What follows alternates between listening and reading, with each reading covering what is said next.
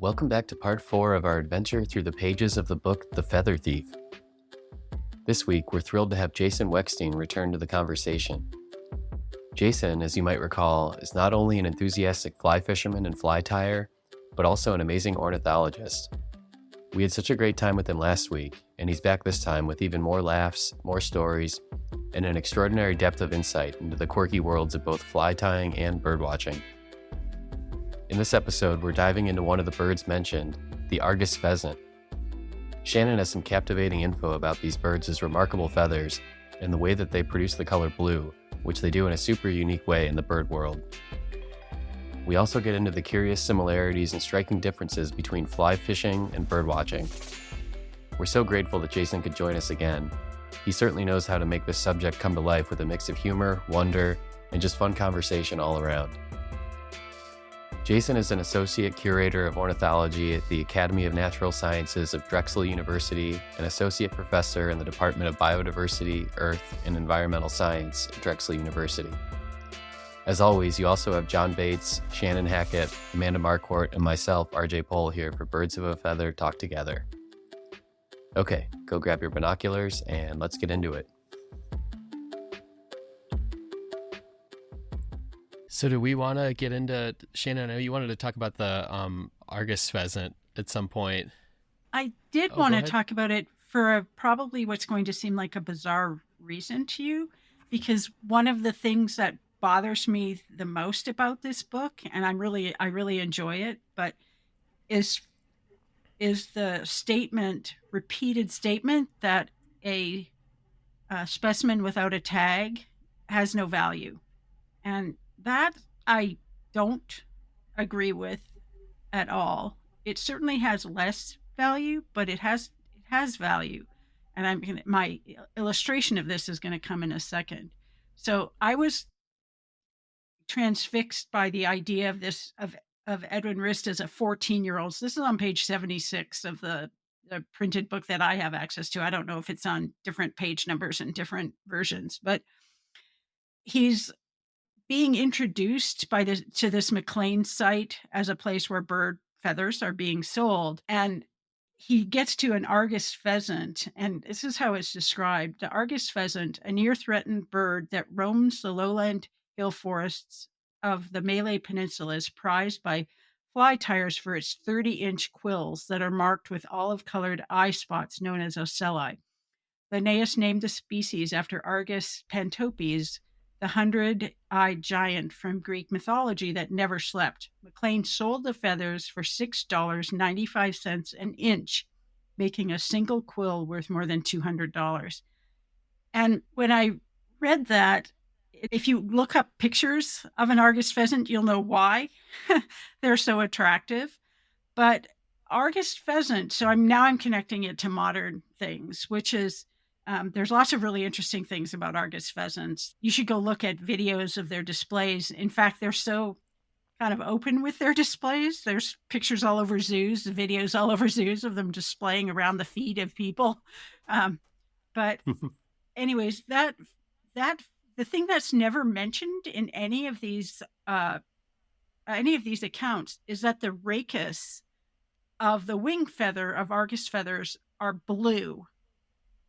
And it's the only example of blue in the rachis of a feather. Most blues, as we've talked about before, are structural colors. So the barbs and barbules make them both blue and iridescent. So wherever the keratin and melanin and the air are all deposited, makes blue light come back to your eyes. And interestingly, the blue shade can vary depending on the angle that you look at the bird in. So if we were to show you a bluebird in the museum, it could look a different kind of blue, and then it could look like the ocean in the Bahamas, depending on the angle that the light takes.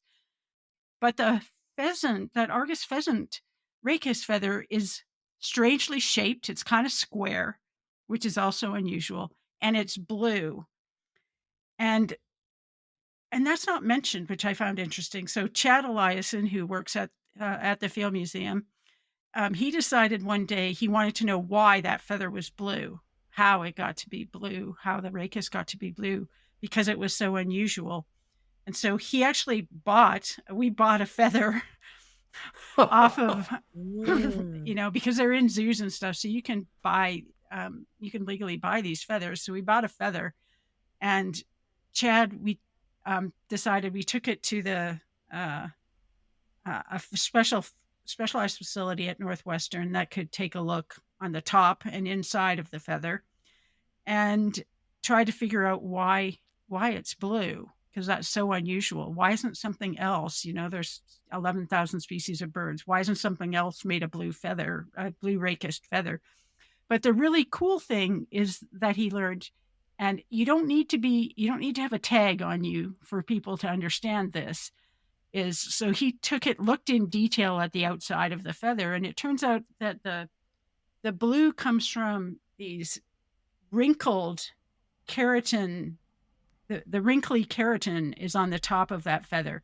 So if you go underneath the feather, down more than a few nanometers, it's just keratin, just normal kind of keratin. But if you look at the top, it's all wrinkly.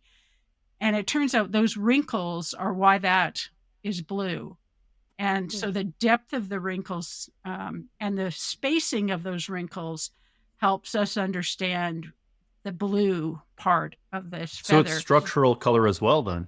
It is. It's a new form, a brand new form of structural color. So that bird has been described for hundreds of years, right? But nobody's ever looked at why the rachis is blue. And in fact, most accounts don't even talk about the fact that it's blue. They talk about these eyes, which are spectacular. But to me, they were not as spectacular as when Chad showed me this feather and said, "How do you think they make this?" And I'm like, "I don't know. That's your realm." And so, but it took his experience, his connections, and an engineering background to kind of figure out how that blue was being made. So, and if you look at pictures of it, you can see really clearly, kind of looks like a brain, all these wrinkled things, and the depth of the, so if you apply engineering principles, which Chad can do, if you apply engineering principles, you can see that blue is what's going to be reflected in the scattered reflection thing, but that the distance between the little wrinkles dictated the wavelength that would come back. So the wavelengths, we can stick a spectrophotometer on, and you can see that it's reflecting in the blue and into the ultraviolet blue wavelength. But if you look at, and then he did a comparative analysis in across archosaurs, the things like crocodiles and dinosaurs that are closely related to birds, there is that kind of a structure, that wrinkly keratin structure in the skin of Nile crocodiles.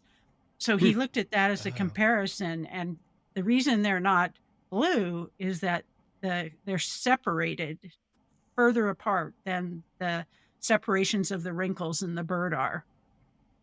So the wavelength that would be produced from that is not visible. It's not in the visible realm, unlike what's happening in the Argus pheasant. So the Argus is known to have these wrinkly keratinized things in its skin, but they don't produce a color because the wrinkles are too far apart.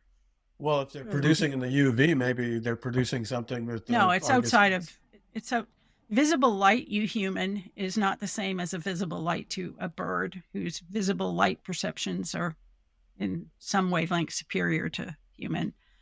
And so I just find that that's a really interesting thing.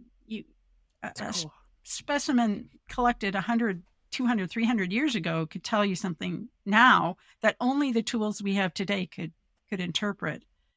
Oh, that's very and cool. The other thing is, I think your point about, like, let's say you had an Argus pheasant that didn't have a tag, you could still use it for that question. You might not want to use it for other questions. And I think that's why, lots of specimens in our collections have a small amount of data and lots have a lot of data, right? And that just, will determine somewhat what you can do with them, but it doesn't make them useless when they have less data. And the other thing is, sometimes you can find the data, right? So it might not be on that tag, but you go into archives, you start looking at historical records, you can figure out where a person went on that day or where they collected, generally in some area, and you can kind of enrich the data that's associated with those specimens. So, that's why I sort of feel like never throw a specimen out that's, sitting in a collection, because you just don't really know. So now that engineering, because people are really, so it goes beyond just the cool nature of understanding what that bird, how that bird makes a feather. It goes to why they do that too. The interplay between making your feather flat like that is potentially weakens it. So if those wrinkles went all the way through, the feather would be too wrinkly, or it wouldn't be stiff enough and strong enough to support flight. And that's why the depth of that wrinkle is really important, and the keratin underneath that provides the structure. But then it's clear that there's something about pheasants and their displays that prompted that bird to make that blue feather and use it in its display, right? So it's an important science lesson to try to understand the range of possible variation that can exist in a lineage and how certain kinds of selection could act on that. So that's the biology part, but the engineering part goes further, because I guess people are looking at different ways of making things colored, paint-wise, for example. And the way that that feather, the color comes, is that no matter the angle that you take and look at it, the color is the same blue. And that is really unusual too, and has huge implications for engineering and dyeing of cars or whatever. So you can have these structural colors that the angle doesn't make a difference to how it looks. And that again has to do with the nature, the physics of how deep the wrinkles are and how they're distributed, that make it scatter evenly across, the entire surface, instead of the way light shines off of a blue normal feather. So to me, that it's just, the story is so cool. And again, science is random, right? Chad takes a look at a feather. Only his mind thinks of why I got to figure out how that works. Then only technology that happens at Northwestern could let us do that. We have a relationship with Northwestern that lets us use their labs. And of course, people out in normal labs, not in our labs, think that what we do is really super cool. So they're like, oh, of course I want to be involved in that. Of course you can use our facility for that. I didn't know that kind of stuff existed. And then it has implications beyond. So anyways, that's why I picked Argus Pheasant. That's very cool. I'll send you the paper. Yeah. I want to know. I want to know what a UV image of the bird displaying looks like with those. Yeah, I did blue too. racuses. Oh, wow, that'd be awesome. Yeah, I did too. And it's hard. You can't do that with a feather. You can't do that with a specimen. You need to, because of the way the wings are folded, and the bird kind of makes like a halo around its head with its wings. And it's a crazy display. This tail that's 3 to 4 feet long. The tail is nutsy cuckoo. But so I think you'd almost need to have someone, I don't know, are there video cameras that can capture UV?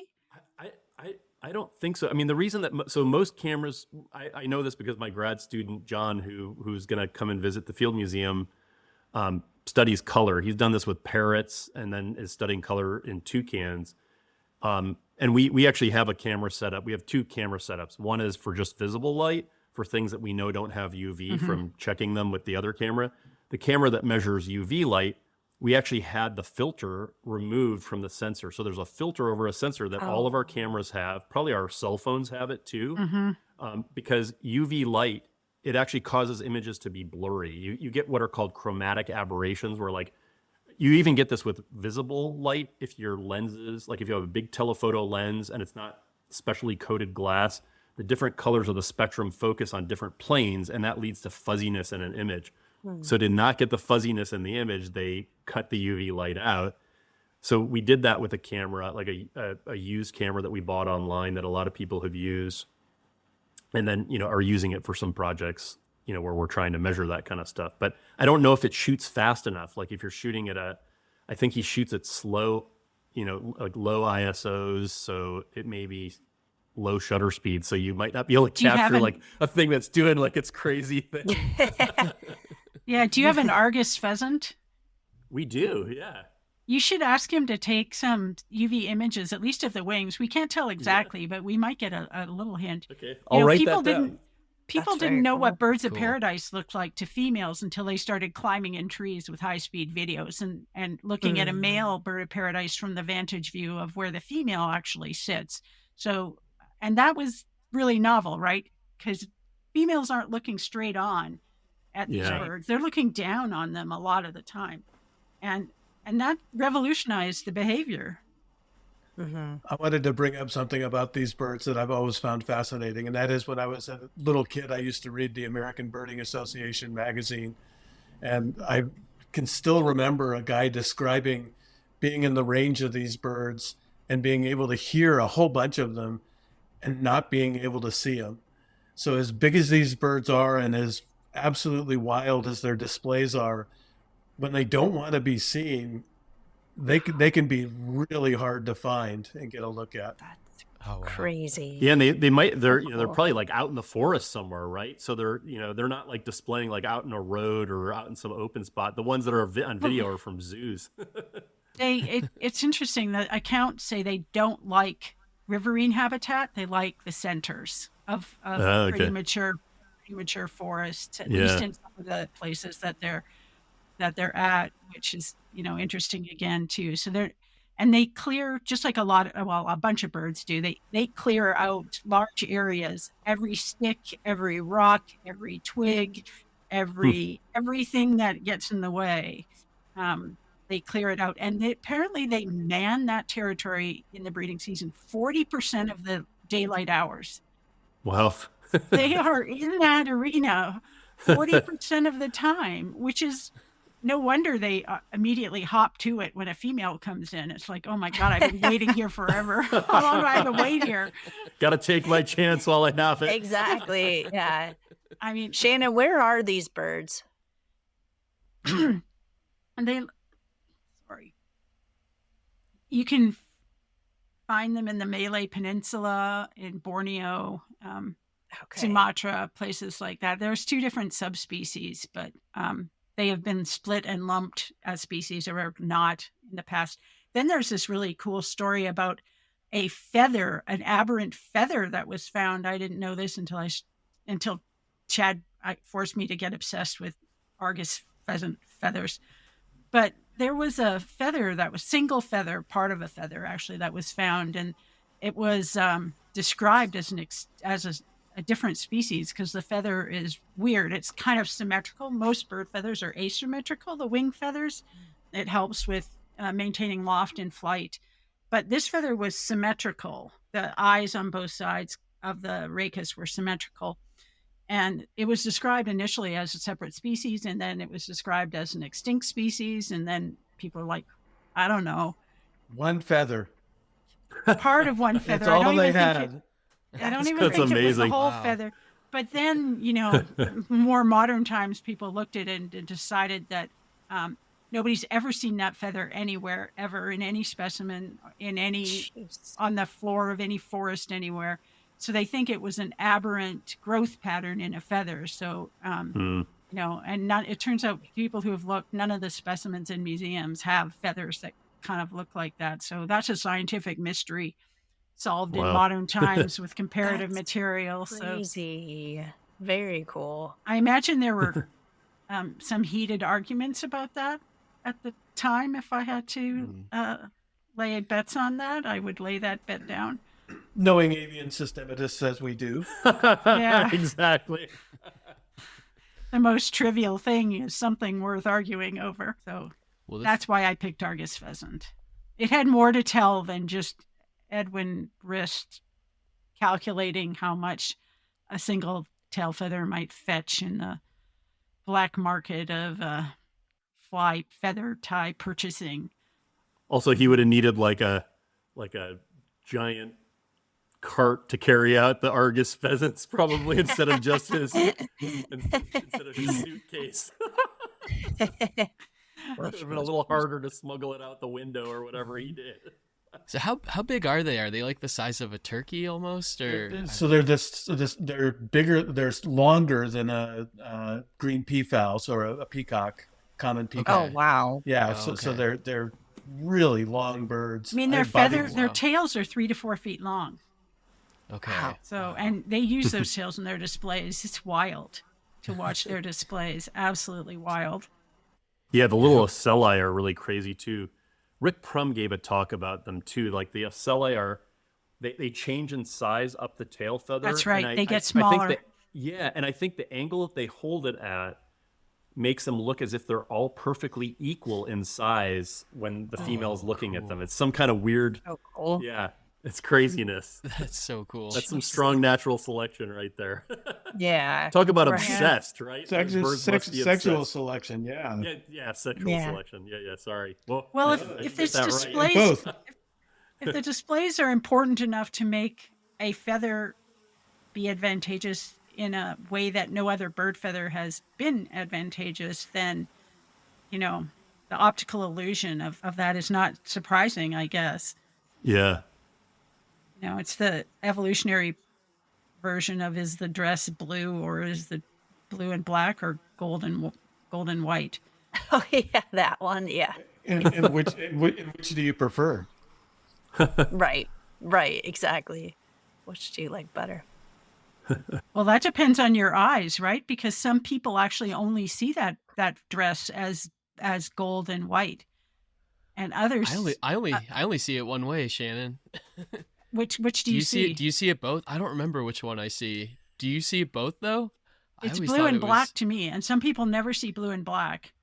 I mean, I can force Mm. myself to see the white, and a lot of that depends on kind of how you sleep at night and where your eyes are tuned to seeing the most. I got obsessed with that Crazy. too, because the whole idea of human perception of something that has an objective reality, right? That dress is blue and black. The people who made it that way, but the idea that your experience looking at the exact same thing could be so completely different depending on your sleep patterns and the angle the light might take at a piece of fabric is just, to me, that's just wild. Yeah. Oh, That's man. crazy. I always thought people only saw it one way. I didn't realize you could like change the way that you're viewing it. Yeah. That's crazy. So. Thankfully, there aren't too many things like that. How do you know?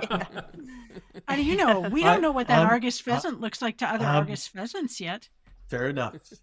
Jason, I wanted to ask you, I have an opinion on or I guess I wanted to share an observation, just get your thoughts.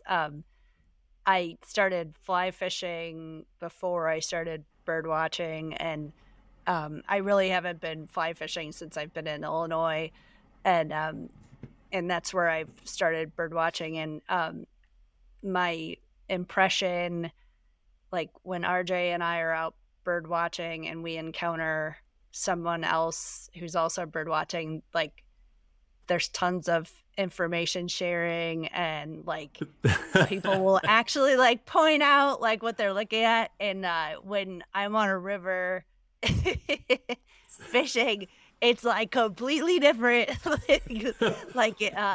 People are very secretive and do not like to share. That's It a could big go. It reason could I go like to either go to way. fly shops. It could yeah. go either way. I mean, actually, 2 years ago on the Catskills, I went into this pool, which is one of my favorite pools on the Beaverkill River, and there were giant fish everywhere. And I walk by this older man, and he catches like 2 fish in a row, 2 huge brown trout, and I cannot get a thing. I'm like, so what are you getting them on? And he goes, if I make it easy on you, it won't be, worth your while, or something like that. He like made something, and you can imagine what I was thinking at that moment. I was like, Yeah, like I just want him to tell me what fly is he catching him on. I'll find it in my Exactly. box, and then I That's when I go to shore, find a paddle, and come back and just club one right in front of me. yeah. I thought you were gonna say you clubbed the guy. I know. I'm going for the fish. I want to pull the fish up. The funny thing is, I did not catch a trout that night, but there was a fish rising near me, and I put this little caddis fly, this little teeny dry fly, and I tossed it to the thing, and it slurped down my fly, and I hooked it, and I pulled it in and netted it, and it was a smallmouth bass, which they're kind of introduced in a lot of the river systems here, and I mean, I love catching smallmouth bass. They're as much fun. I love fly fishing for them. But when I'm there, I'm fishing for trout, Yeah. So he said, "Hey, I saw you finally caught one." I said, "Yeah, it was a smallmouth bass." Thanks for not helping me. Yeah. So are you planning on using your knife cutter and some gloves to cut the window out of his house and then go in and steal his Yeah, fish? exactly. I was thinking he's on some other podcast about fly fishing, talking about this guy that couldn't figure out how to catch bass. And, or had the gall to ask. Yeah. I mean, the funny thing is, once you go to a place a bunch of times, you start learning. Like, now I know what they're eating at that time of night, at that time of year. I know exactly what flies I should put on to increase my chances of catching fish. So it's like the more you go back, now I could catch just as many as he was catching that night. But that was like my first time at that pool, and I was like, I can't catch a single fish. And there were huge fish coming up. Their tails would come out of the water, and I was just like, oh my god. Oh my gosh. That's awesome. Oh yeah. Jason would never say that to another fly fisherman or woman. I mean, sometimes I've had things where people are super friendly, and they'll tell you like what they're catching them on. They'll even give you a fly out of their box. So it can go either way. And that's really nice. And it can end up in a geeky conversation, just like birding, where everyone's, I just caught 5 in this pool and 10 in that pool. Just like, I just saw a Kirtland's warbler here and that, it's the same kind of silly stuff. Yeah. That's awesome. Yeah. I was gonna say in Colorado, I was telling them last time we talked, I fooled around a little bit with fly tying, but like I usually just went to the shop, and I would recommend anyone who's like starting to fly fish, just go to the shop. Oh yeah. Because they'll tell you where to go, what to do. And like in Colorado, and I my only point of reference is Steamboat, there's flies that are they're only alive for a day. So it's like, if you want to fly, if you want to fish on that, you're not going to know what's going on that particular day. It's like that many days. So it's like, it's nice when you can talk to somebody and they tell you. Yeah, they'll tell you like, this is hatching, that's hatching, and that's hatching. At this time in the afternoon, you're more like, and also they're selling some flies, right? They're making some bucks. Yes. Yeah. And you're supporting them. You're keeping them alive. And I have my favorite, I have a fly shop down the street from me that's, it's about 15 minutes away down the road. That's a pretty big fly shop, which is pretty nice. But then the places that I go often, like, especially around Yellowstone, like I love Blue Ribbon Fly Shop in Yellowstone. In fact, I used to store bear spray there. I'd buy bear spray, and then I would leave it in the shop and come back, the next year and use the same bear spray. They'd keep it down their basement, for me. That's awesome. Yeah. It's a good shop. Yeah, it's a great shop. And, I still order stuff from them sometimes. What are fly fishing competitions like then? I don't know. I've never really participated in one, but they, like there are people that do, like they call it like, competition fly fishing. It's how many fish do you catch? There are even ones where it's like one fly competitions, like you get to use one fly. You don't have your box of, 50 zillion things. And a lot of that it's called nymphing. They're using like a fly that imitates, the nymphal stage of a mayfly, for example. So it's under the water. There are all these little niche, Euro nymphing, dry fly, there are different kinds of casting, spay casting that uses a different kind of rod. Like for steelheads out in British Columbia, they use these huge long rods, and they're spay casting. They can cast a really long distance on these big rivers. I don't know how to spay cast. And then you can catch it in trees and all kinds of things too. Oh, you do. That's what I'm the best at. Yeah, trees. You get lots of tangles. Getting snagged. And then when you get old and your eyes suck, like the light starts getting dim and you can't get the tippet material, the little leader through the hole in the teeny fly. Yeah. That's what your cell phone is useful for now. Yeah. That's why you don't go anywhere like that without your cell phone. Because you can light it up and see a lot better. Yeah, you have to have a headlamp with you for a lot of things. Then when you drop your cell phone in the river, you're in big trouble. Yeah. Well, I did that once. No. I had my phone in. This is before, now the iPhones are waterproofish. You could drop them in the river and it wouldn't really, and people even put them under the water sometimes to take like underwater images. I'd be a little Oh nervous my to do that, gosh. but I had a waterproof case for my phone that I, because I used it in the rainforest too. I was like, just gonna put it in this waterproof case. And I was on the Madison River outside Yellowstone with a friend, and we were stalking these trout. And then I just pulled my phone out to snap a couple shots of the river where we were, and it was sort of a little shallow kind of bend in the river away from the main stream. Like there was a little island in front of us, so it wasn't too deep, fortunately. And I went to put the phone in the little pocket in front of my waders, and I went like this, and it slipped out the front, and I let go, and it go bloop, right into the water. I was like, holy crap. And, so I'm looking on the bottom. I cannot see the phone anywhere. It just blended in with the rocks. So I was like, Tim, we got to find my phone. It's somewhere here. And we kind of walked back and forth. And, the current was strong enough that it could have taken it down a few feet. Yeah. And eventually, like after about 5 or 10 minutes, I went back to the spot and I saw this little silver apple on the back of the iPhone. Oh, I'm like, there it thank is. And I God. grabbed it, Yeah. touched it, and the screen came on. And I was like, Oh.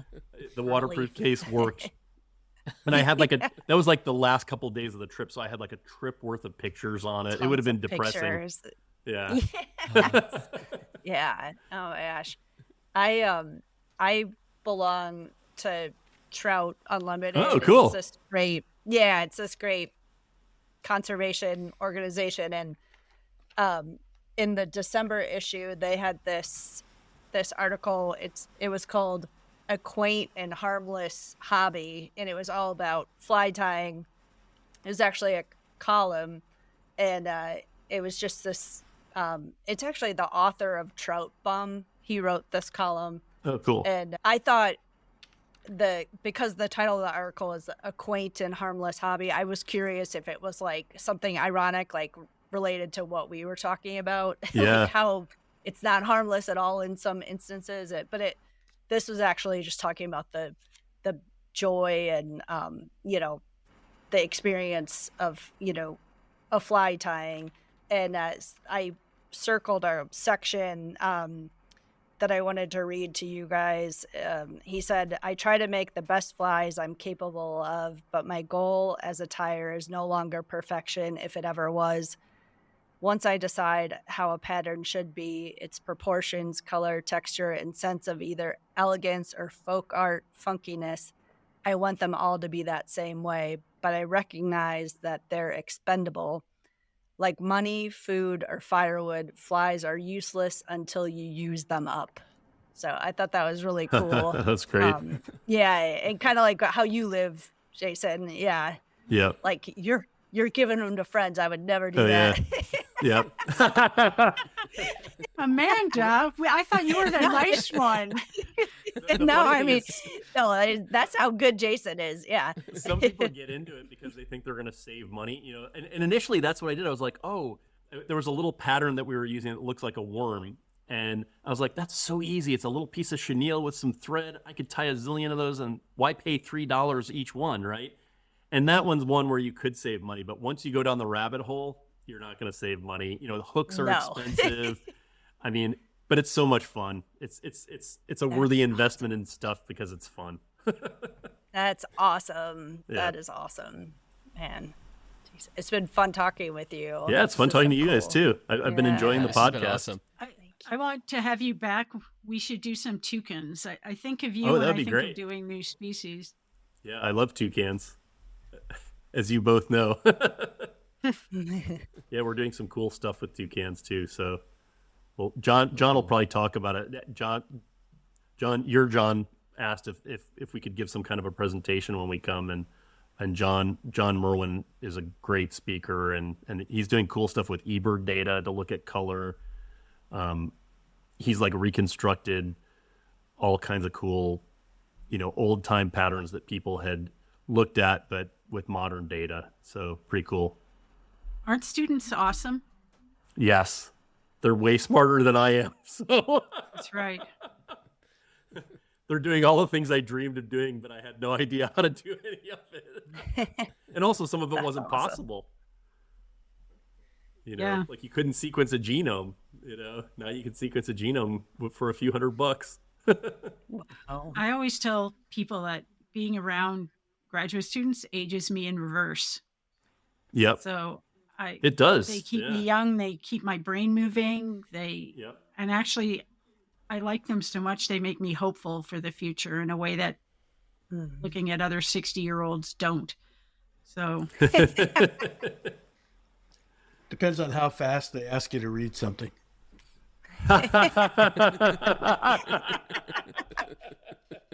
yeah, fair. I was probably guilty of making you read lots of things, lots of grant proposals. You were never bad.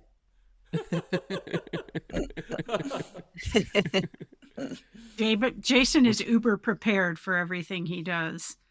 Like his lists of before an expedition are legendary. Very cool. Very cool. We still use them. Yeah, oh, that's funny. That's awesome. Awesome. Yeah, I still use that same set of lists. Well, thanks so much for coming on, Jason. This Yeah. has been so awesome. Yeah. Definitely Yeah, have you thank back you. on. And yeah, Sounds great. We appreciate you coming on. Yeah, I appreciate you guys inviting me. A lot of fun. Yeah. And that laugh is the most missed things about Jason. Oh yeah, they told us about that. Yeah. Yeah. Yeah. It was great to hear it. Yeah, you weren't kidding, Shannon. That's Yeah. Jason, I love your laugh. Yes. Funny. Yeah. Well, All right. hopefully I'll see you guys all soon. Yeah. Thanks. Sounds good. Thanks, Thanks. Jason. Thanks. Take care. See you guys.